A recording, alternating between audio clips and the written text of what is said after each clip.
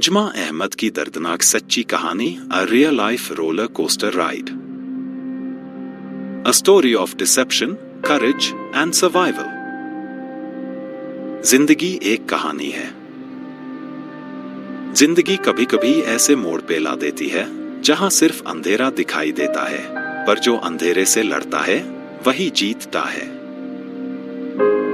एक लड़की जो एक सिंपल लाइफ जी रही थी, एक ऐसी कहानी का हिस्सा बन गई जो किसी फिल्म से कम नहीं। ये कहानी है उजमा अहमद की, एक लड़की जिसने अपनी हिम्मत और दिमाग से मौत के कुएं से बाहर निकलकर खुद को बचाया। द लव ट्रैप, कैसे शुरू हुई ये दर्दनाक दास्तान।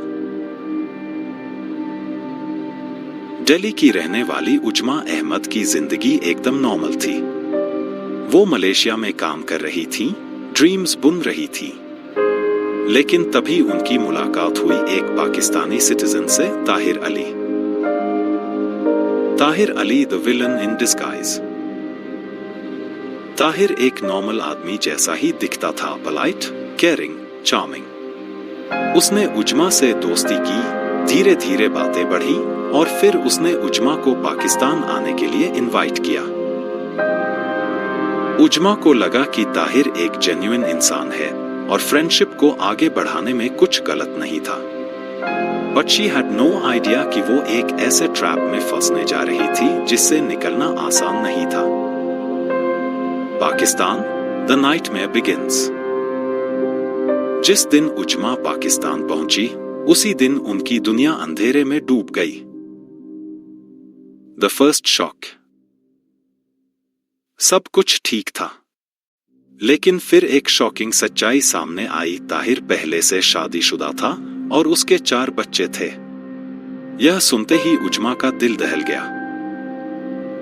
लेकिन उससे भी ज्यादा डराने वाली बात यह थी कि ताहिर ने बंदूक की नोक पर उजमा को जबरन शादी के लिए मजबूर कर दिया। The forceful wedding. इमेजिन करो, एक अनजान देश में हो, कोई पहचान का नहीं, और जिस इंसान पर भरोसा किया था वही तुम्हें धोखा देकर जबरदस्ती शादी करने पर मजबूर कर रहा है। Mental physical torture.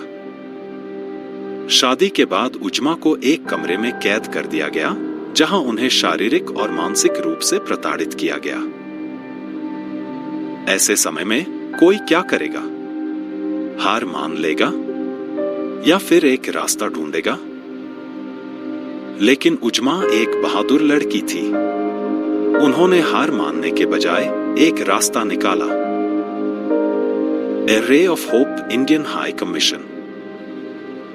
एक दिन मौका देखकर उन्होंने किसी तरह से भारतीय उच्चायोग, इंडियन हाई कमीशन से संपर्क किया और मदद की गुहार लगाई। इंडियन हाई कमीशन के अधिकारियों ने तुरंत एक्शन लिया और उजमा को इस्लामाबाद बुलाया। ताहिर ने उजमा को वापस ले जाने की पूरी कोशिश की, लेकिन उजमा डटकर खड़ी रही।